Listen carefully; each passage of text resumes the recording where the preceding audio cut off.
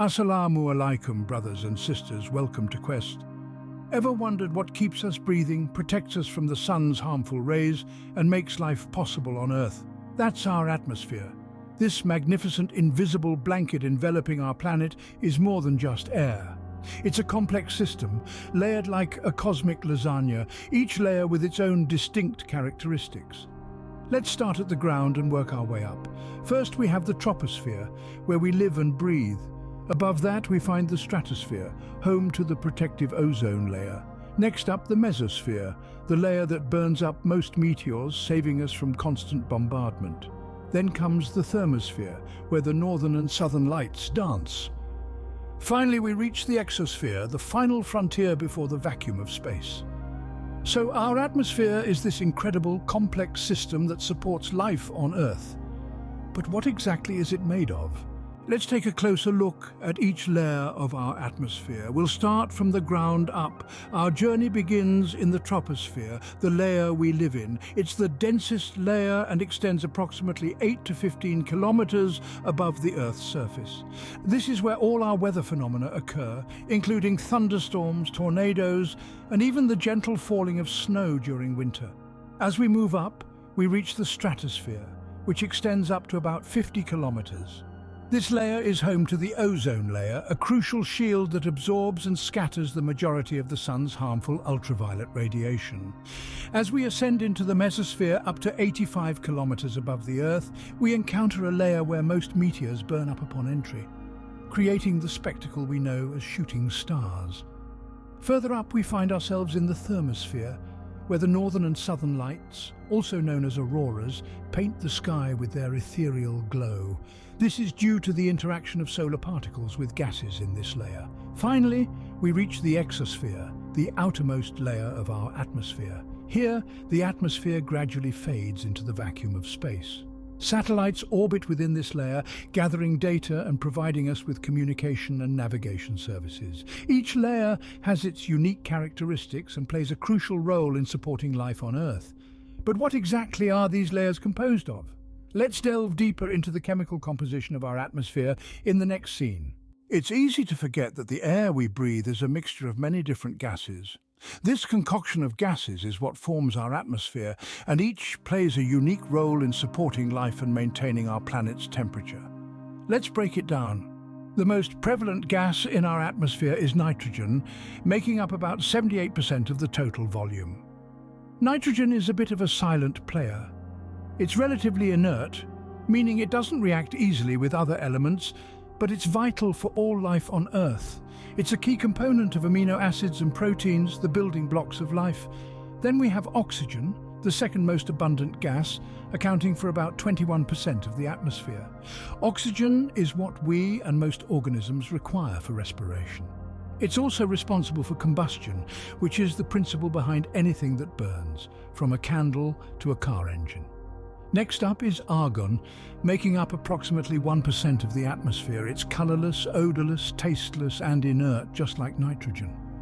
While argon doesn't directly support life or combustion, it serves as a buffer, preventing the atmosphere from becoming too rich in oxygen, which could lead to uncontrollable fires. Finally, we have carbon dioxide, a trace gas, present at a concentration of only about 0.04%. Despite its small quantity, carbon dioxide is a heavyweight in terms of impact. It plays a crucial role in photosynthesis, the process by which plants convert sunlight into energy. But it's also a potent greenhouse gas, trapping heat in the atmosphere and contributing to global warming. Beyond these four, there are numerous other trace gases in the atmosphere, like neon, helium, methane, and ozone, each with their own roles and effects. So the delicate balance of these gases is crucial for life as we know it. But what happens when this balance changes? Well, let's delve into that in the next scene, where we'll explore the effects of greenhouse gases and global warming. Scene script. Have you heard of the term greenhouse effect? It's a natural process that warms the Earth's surface. So, what exactly is the greenhouse effect? Simply put, it's a warming phenomenon. When the sun's energy reaches Earth, some of it is absorbed and warms the planet, while the rest is radiated back into space. But not all of this energy makes it back out. Some of it is trapped by certain gases in our atmosphere, known as greenhouse gases. This trapped energy heats up the atmosphere, which in turn heats the Earth's surface. That's the greenhouse effect in a nutshell, and it's a good thing because it keeps our planet warm enough to support life. Now let's talk about greenhouse gases. These are gases like carbon dioxide, methane and nitrous oxide that have the ability to trap heat in our atmosphere. Each one of these gases can remain in the atmosphere for different lengths of time, ranging from a few years to thousands of years. But here's where the issue arises. The amount of these greenhouse gases in our atmosphere has been increasing, especially over the last 2 centuries. You see, many of our activities, like burning fossil fuels for electricity, heat and transportation, release these gases into the atmosphere. Deforestation, industrial processes and some agricultural practices also contribute to greenhouse gas emissions. And what happens when there are more greenhouse gases? More heat gets trapped, leading to an increase in the Earth's average temperature. This is what we refer to as global warming. Global warming is a significant concern because even a small increase in Earth's temperature can lead to severe weather patterns, rising sea levels, and loss of animal and plant habitats. It can also affect human health, agriculture, and water resources. The rise in greenhouse gases is causing our planet to heat up. But how do we measure this warming? Let's explore that in our next segment. Global warming is causing drastic changes to our planet, but what are these changes and how do they affect us? Let's explore some of these effects. First off, rising temperatures. As the Earth warms, we're experiencing more frequent and severe heat waves. These aren't just uncomfortable, they're deadly. Heat waves can lead to dehydration and heat stroke, which can be fatal. Moreover, they exacerbate droughts, leading to water shortages and crop failures. Next, we have melting ice caps. The polar ice caps and glaciers are melting at an alarming rate. This contributes to rising sea levels, threatening coastal communities with flooding and erosion. Some islands are even at risk of disappearing underwater. Now let's talk about changing weather patterns. Global warming can lead to more intense storms and unpredictable weather. This includes stronger hurricanes, heavier rainfall, and even more snow in some areas. These changes can cause widespread damage and loss of life. And let's not forget about our wildlife. Changes in temperature and habitat can disrupt ecosystems and endanger species. Some animals are struggling to adapt to these changes, leading to a decrease in biodiversity. In a nutshell, the effects of global warming are far-reaching and can impact every aspect of life on Earth. It's not just about hotter summers or melting ice caps, it's about the survival of our planet as we know it. But how do we monitor these changes? How do we measure the temperature of our atmosphere? That's what we'll explore in our next segment. To understand how our atmosphere is changing, we need to look at the lapse rate. Now, what is this lapse rate, you might ask? It's the rate at which atmospheric temperature decreases as we climb higher into the sky. Picture yourself ascending a mountain. As you go higher, you'll notice it gets chillier. That's the lapse rate in action. The standard lapse rate is roughly 6.5 degrees Celsius per kilometre, but it can vary based on humidity and other weather conditions. So why is this rate important? Well, it's crucial in determining the stability of the atmosphere. Think of it like a hot air balloon. When the air inside the balloon is warmer than the outside air, it rises.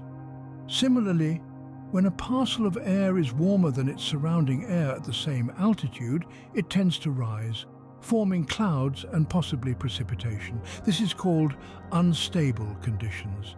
On the other hand, if the air parcel is cooler, it tends to sink back to its original position, resulting in stable conditions. The lapse rate helps us understand these conditions and predict weather patterns, which is pretty essential, wouldn't you say? In a nutshell, the lapse rate is like the pulse of the atmosphere, giving us a sense of its stability and potential weather changes. Understanding lapse rate and stability helps us predict weather patterns, but how do we measure the height of different layers in the atmosphere? While understanding the complexities of our atmosphere and the effects of global warming can be daunting, it's crucial to remember that there are effective ways we can combat this growing issue. Let's explore these options. Firstly, we can reduce greenhouse gas emissions. How, you might ask? By shifting to renewable energy sources such as solar, wind and hydroelectric power.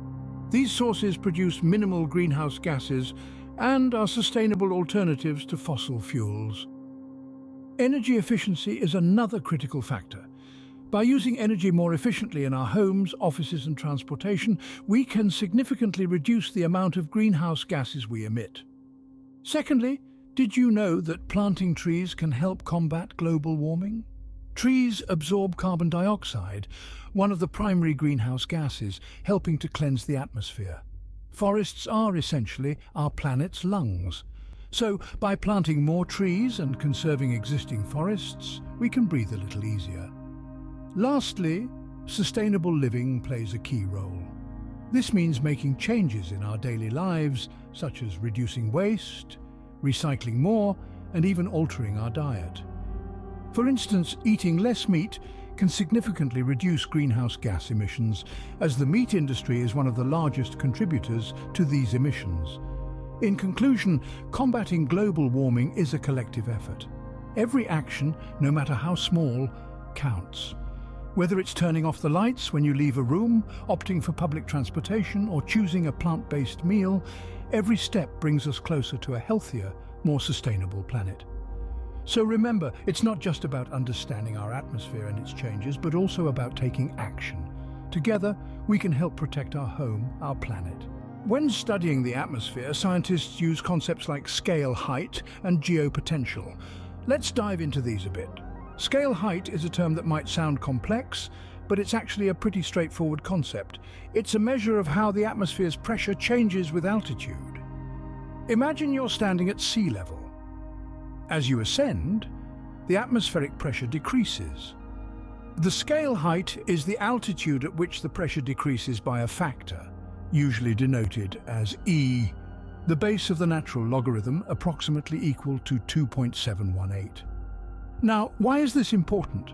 Well, knowing the scale height helps us understand the vertical distribution of atmospheric gases, which is crucial in predicting weather patterns, studying climate change, and even in aeronautical engineering. It allows scientists to simplify complex calculations about the atmosphere, making their work a little easier. Moving on to geopotential, it's another fascinating concept. In simple terms, it's a potential function of gravity and height. It's like a measure of the potential energy a unit mass would have due to Earth's gravity at any given height above sea level. But here's the twist. Earth is not a perfect sphere, and its gravitational pull isn't uniform everywhere. Factors like Earth's rotation and its flattened shape at the poles cause variations in gravity. Geopotential takes these variations into account, providing a more accurate measure of potential energy at different heights. In meteorology, geopotential is used in a slightly different way. Meteorologists often refer to geopotential height, which is the height at which a certain geopotential value is reached. This allows them to create maps of pressure surfaces, which are essential tools in weather forecasting. So, when you hear terms like a high-pressure system is moving in, it's geopotential height that's being referred to. It's a bit like reading the contours on a map, but instead of hills and valleys, meteorologists are looking at high and low pressure areas. Combining the concepts of scale height and geopotential, scientists gain a more profound understanding of the atmosphere's structure and behavior. These tools help them predict weather patterns, study climate variations, and even aid in the design of aircraft and spacecraft. With these tools, we can better understand our atmosphere, its changes, and their impact on our planet. Understanding our atmosphere is not just for scientists, it's important for all of us. Why, you ask? Let's explore. Firstly, weather prediction. By understanding the atmosphere, we can predict storms and other weather events with more accuracy. This not only helps us prepare for potential disasters, but also aids in agriculture, aviation, and even everyday planning. Secondly, climate change. As we've seen, our actions have a significant impact on the atmosphere and, in turn, global warming. By understanding these impacts, we can make more informed, sustainable choices, from what we consume to how we travel. And finally, space exploration. Knowledge of the atmosphere is crucial for space travel. It aids in the design of spacecraft, the calculation of launch windows, and the prediction of re-entry paths. So you see, understanding our atmosphere has direct benefits for us and for future generations. The more we understand about our atmosphere, the better we can protect it and ourselves. Each layer, each molecule, each gas tells a story of our planet's past, present, and future. Let's ensure it's a story of sustainability and survival, not destruction. In just a few minutes, we've journeyed through the different layers of our atmosphere. We've delved into its structure and chemical composition, learned how greenhouse gases contribute to global warming, and understood the significance of lapse rate and stability. We've also explored the concepts of scale, height, and geopotential. It's a complex world up there, but understanding it is crucial. Remember, understanding our atmosphere is the first step towards protecting our planet. Every step we take towards reducing greenhouse gases can make a significant difference. Thanks for watching. Stay blessed and don't forget to subscribe us for best content.